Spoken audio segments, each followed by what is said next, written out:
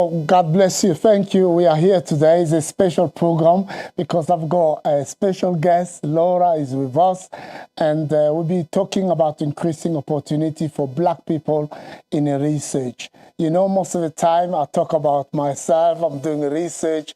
Now I've got someone who's working on that field, and I'll be asking her more questions about the research. You know that there is an issue about Black people being involved in research. My experience is showing that when we do research, sometimes we put we said we want only people who can speak English, and because of that, like people who speak French, people who speak other languages, who are more likely to be Black people or from other countries, they are excluded. But at the same time, we want more people from those categories to be involved in research. Then we can get the result and who may represent their voice as well. So I'm really pleased today to have Laura. My name first is Dr. Hubert Kayonda Ngamaba. I'm a researcher at UCL, University College London, where I work on transform study. Transform study is about, we're working on prostate cancer to see why Black people are more likely to 2 to 3 times to have prostate cancer compared to white people. That's why we want to understand why that issue, what is going on from diagnosis or before even to have the diagnosis, when they got the diagnosis, the treatment, and the follow-up. We want to understand that story behind it to see how we can improve the support we are giving to those people. So, but today I've got Laura, who works for the NHS. She's local from Manchester, and she'll be talking about what she's bringing to us today about increasing opportunity for Black people in research. Laura, welcome to this program, and we welcome you. So can you introduce yourself, to tell us about yourself, then why you want us to talk about the increasing opportunity for Black people in research? Yeah, sure. So my name's Laura Crowther. I'm a clinical research manager. I'm based at St Mary's Hospital in Manchester within the genomic medicine department. So I've been working in research for about 15 years now, and we have just started a new project as part of the NHR Bioresource, which is looking specifically to engage with Black communities and to involve people from Black backgrounds and Black heritage in research specifically. So we know that historically, most research is done on white European people, so we don't have an awful lot of specific knowledge about minority ethnic groups, and that can lead to health inequalities, and people are really underrepresented in research. So by prioritising this now going forwards, we're hoping to improve the health and well-being of people from the Black communities, and we've got a specific study that we're hoping to engage with people to do that. So you've been working in research now 15 years. That's a long time. But that's only in the same location, Manchester, what the hospital? St Mary's Hospital, yes. St Mary Hospital. All right, so when they call St Mary Hospital, you mean the Mary, the mother of Jesus, yeah? Yes. Okay, all right, okay. So that's interesting. So St Mary Hospital, and you've been working for 15 years. So except doing research, what St Mary Hospital, what they do exactly? So St Mary's Hospital is part of Manchester University NHS Foundation Trust, which is the biggest hospital trust in the UK. So you said the biggest? It is, yeah. All right, the biggest NHS trust in UK. It is.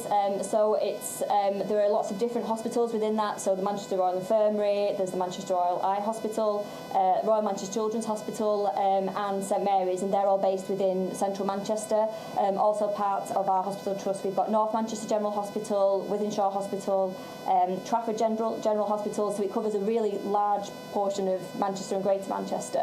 Wow. And specifically within St Mary's is the Women's Hospital, but also the Genomic Medicine Centre, where I'm based, is within St Mary's Hospital as well.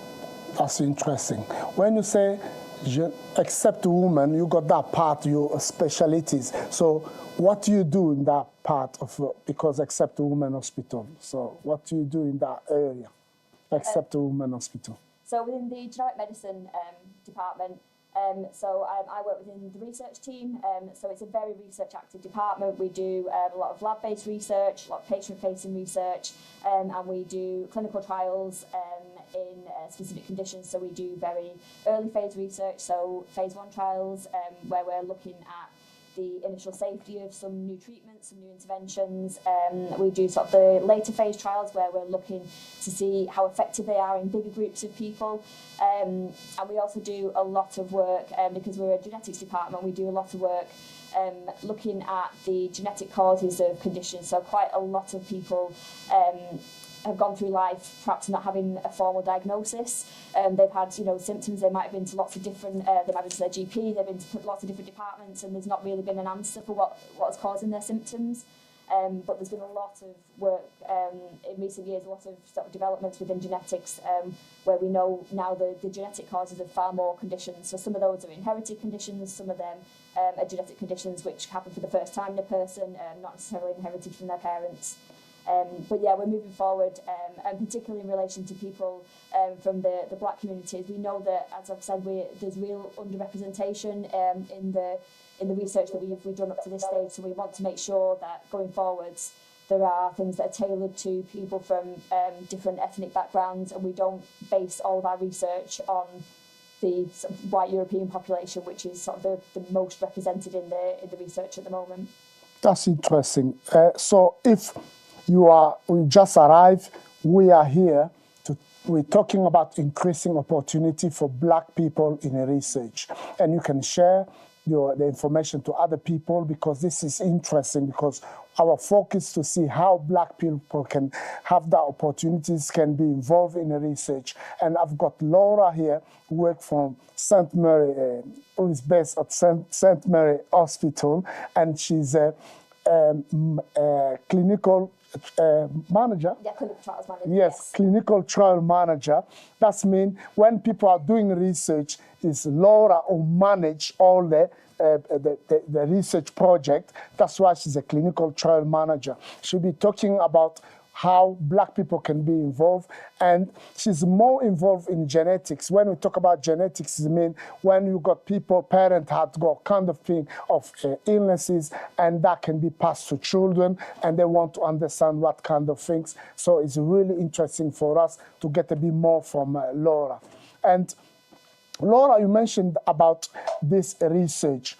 You said that you want more people to be, black people to be involved, because when we do research, we focus most, we said, on white people. Why do you focus on white people and not on black people? What the issue, what the challenge? I think a lot of it is probably just the opportunities to engage with different groups, and to be able to offer research to those communities. So I think part of what we want to do here with this project is not to necessarily rely on people coming into the hospital and we can only catch people there. We want to get out into the communities and give people opportunities to take part by, they make it as convenient as possible for people. They can engage, they can ask questions, they can find out more, they can choose to take part. And I think that's a really big part of it, is just, trying to get out into the communities and make sure that we can engage with people. That's interesting, because I remember with my experience with research, when we do research, most of the time we go, we want people to come to us, but now you are changing things, you're going to people. That's why you are here at Venice TV, because you want to reach more people who are black African and people even speak French. So you want to reach those people. That's why you are here, because you want those people to be involved in research. That's really interesting for us.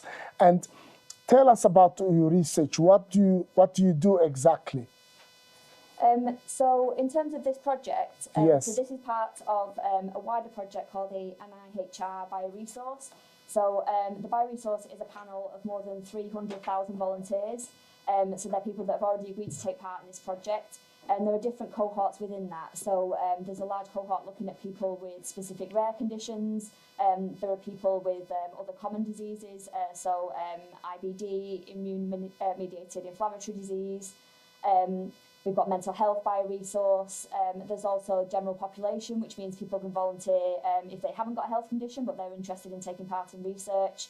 There's also the Decipher project, which is looking at children and young people, because similarly, we know that a lot of research is done on adults, but a lot of conditions start in childhood.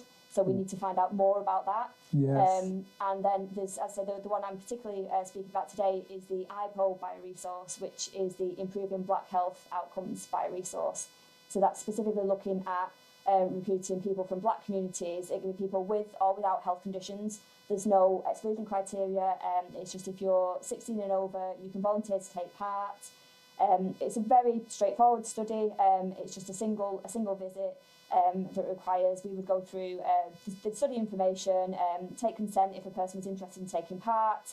There would be completion of some online questionnaires, and then we would take a sample. So that could be a blood sample or a saliva sample, depending on whether there's opportunities, which is easier to do at the time. That's interesting because it's like it's a quick and simple to do. So people, as soon you meet people are interested, what you have to do to give them information about the research, then you give them a questionnaire they can fill on paper or online, and you can take the sample. And you said you take the blood or the saliva. Yes, saliva. So you take that, and then you can do the analysis. You see what happened? They want to get like a more data, and that can help us to solve a law issue we are facing in our life. When we see people with disease kind of things, we ask a lot of questions, said why we got this kind of problem, why people are struggling with this kind of disease. But if we got the answers, we know why people are struggling, that may help us to solve the issue and to even to remove the stigma around that kind of issue. So it's very, very straightforward. So you said that people, how do you reach people? So people have to send you the email, because I saw your email on the screen. They need to reach you, or there is a website, how they should be in touch with you. Yes, so anyone can contact me via email. I'm happy to share further information via email. We can do telephone calls, we can do telephone consents if that's what people would prefer to do. And then we are hoping to do quite a lot of community engagement. So if we go out into the community, we'll hold events. If anyone's got large events that they would like us to come to talk to people about it, we're very happy to do that. And then so we can recruit people there, and then if people would prefer to, they can come into the hospital for an appointment. We can talk through everything, we can take the samples there. But we basically just want to make it as easy as possible for people to participate if they're interested. So we're happy to sort of tailor our engagement to whatever works for people. That's really, really positive. So you got a community, you got a group, a social group you can reach, you can be in touch with Laura, and they can come to your group, or you can see how you people, the member of your community, can be involved in this research, because that can make a massive difference. It's a straightforward, like you said, because I know there is people, sometimes research may take longer. We got the baseline, we got follow-up, but this one is straightforward. So when you get the information, they will take the sample and they do all the analysis. And when they do the analysis, it may help us to understand, may help them to understand what kind of disease, of illness people have, and from there, we can solve the problem. So this research is to solve not a local problem, it's like a national problem. The way you're explaining. Yeah, so I think the benefits of it really come from the amount of people that we can get involved in it. So it's not looking at individual results or individual things, it's looking at the pool of data, and the bigger the pool of data and samples that we have, the better we can understand things. So we can look at why, for some reason, certain conditions affect certain groups more than others. We need to have a lot of people from those groups. We need to have data and samples available to see what are the specific things, why, is it environmental, are there genetic reasons? So we can look into that by having the huge pool of data. And I'd say there are already 300,000 people overall in the bioresource that have taken part in the various different cohorts. And we want to reach as many people as possible to try and, to gain that information so that we can improve the health outcomes, specifically people within the Black community, and we can, tailor future treatments to people Fantastic. based on that data. That's really useful because we want more people to be involved, because when we got more the people are involved, that we can try to understand the data. Imagine you got only 5, 10 people, it's difficult, but if you got 100, you got 1,000 people, you can understand. That's why we do in a statistics, we said we want a representative, so the sample must be the sample we can generalize, we can understand it, that can be explained to other people. So it's important for us to understand why we need more people to be involved. So you have a community, please, you can be in touch with Laura and they will come to you, or they can explain to you why they want more people to be involved, because you see our title today was Increasing Opportunity for Black People in Research. There is a big issue, there is a big gap in research, and we want more Black people to be involved, and you are among those people. So don't just sit there and say, oh no, I want people to solve the issue, to solve the problem, instead of you being involved. Because we need more data, we need people to come with the information, with the details that may make a massive difference. For example, I'm working on a project in London with UCL on prostate cancer, and we want to understand why Black people are 2 to 3 times more likely to have prostate cancer compared to white people. So you see, with that kind of research, we need to recruit more people so we can understand. For example, in our target is to have 100 Black people and 100 white people. Then we can compare to understand why there is this difference. But we need more data, like Laura was saying, to understand. That's why we ask people to, for example, to give to check check people blood to see if there is a genetic link was make people, Black people, to be more likely to have prostate cancer.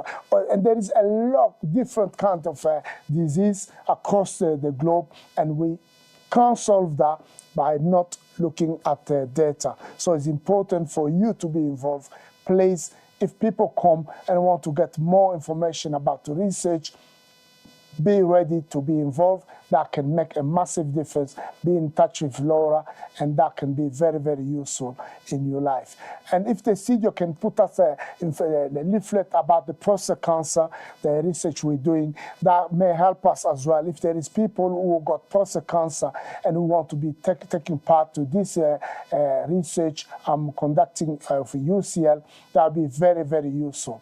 We'll give you £20 voucher if you accept to share your experience. You must have a diagnosis of prostate cancer and taking treatment. So in the last 10 years, if you had prostate cancer, maybe 2 years ago, 1 year ago, 7 years ago, we want to hear from you and to get more experience, your understanding about your treatment experience. That will be very useful for us, because we want to see how we can solve and to understand why Black people are 2 to 3 times more likely to have prostate cancer compared to white people.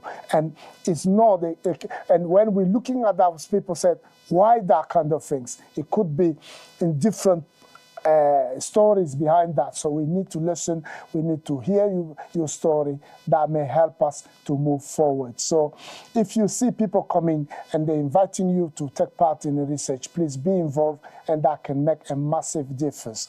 If you said, I can't speak very well English, please be in touch, because we can see how we can support you to be involved in this research. We got another event is coming, is a Black men conference coming. This men conference will be talking about health. Why are we talking about health? Because it's important for us to talk about health. You see, most of the time, women are more involved in the kind of things, they are more social, they are connected, all kind of things. But when it comes to men, they are not connected sometimes with even the health service, and we want to have this opportunity during this men conference. So that will be on the 29th of next month. Please be involved. You see there we got Lindsay Thompson coming from Nottingham. She's the founder, and she's more involved in Rose Thompson Foundation and the BME. So, and we'll be talking about the peer support, about prostate cancer research, because he got more experience. We got Percy Mpolo, is a dental technician. We'll talk about the health of our teeth. So we'll talk about how the technology is moving. And we got Bill, who is a survivor of stroke. So he will be talking about how the peer support work, the social support, how it make a difference in his life. We got Joe Mungie, who is in engineering. We're talking about people who got asthma, how they use equipment to with their treatment. And we got Patrick, is a lecturer at Cumbria University. We'll be talking about the robot, how the robots are more involved in health care. So please, you are around, come and you'll be welcome. And we have Ash will be coming as well. So, because you see, Laura is talking about the black people to be involved and to understand the health of black people. So if you know and you have expertise in one area and you want to come and to be involved in this men conference, be in touch with me and we'll give you opportunity to share your experience.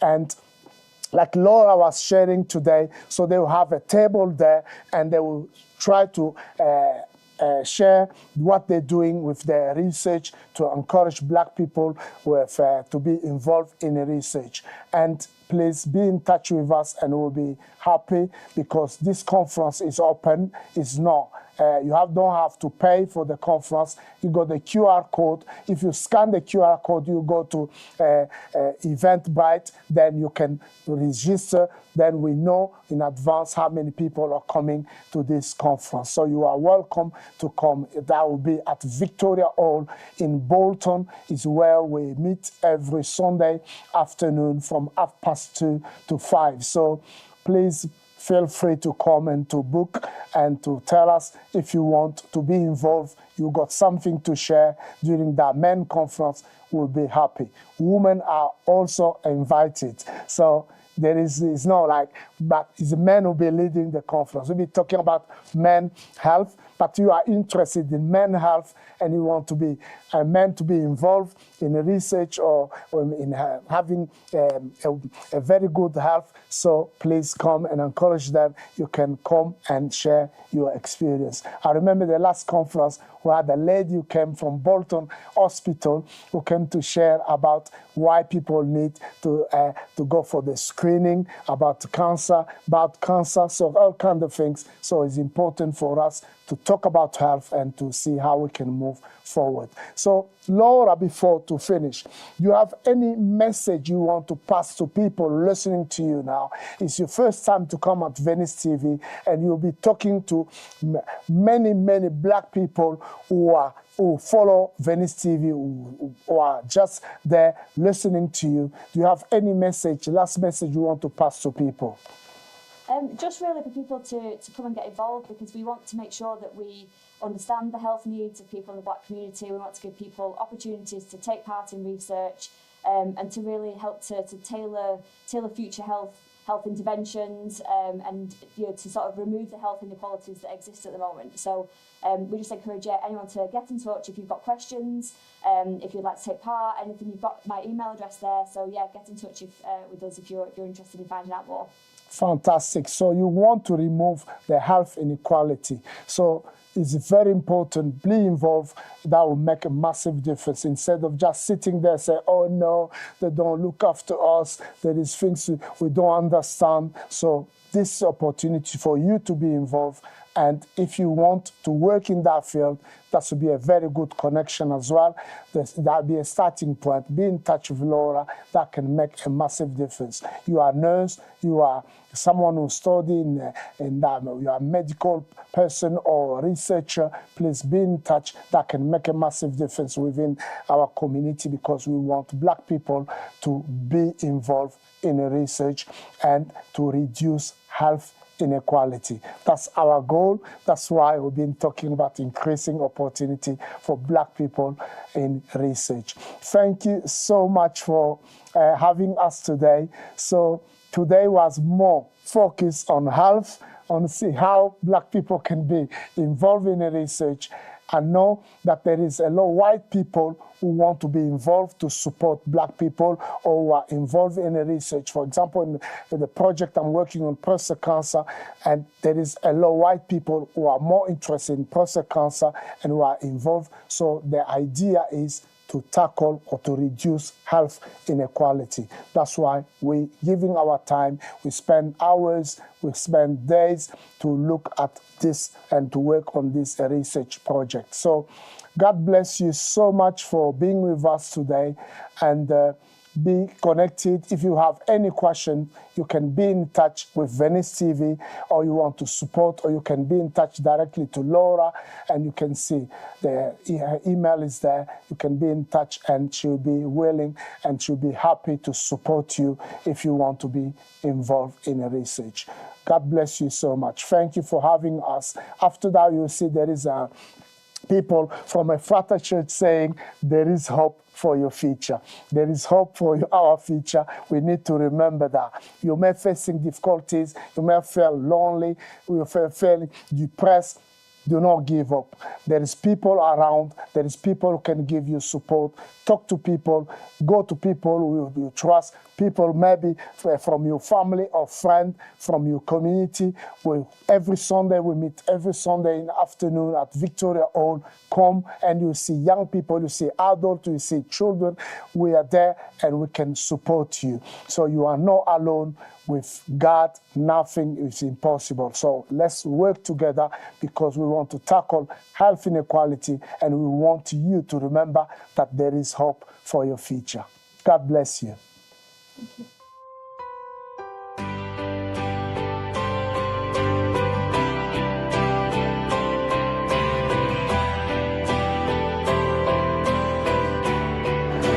We are for our church, and there's hope for your future.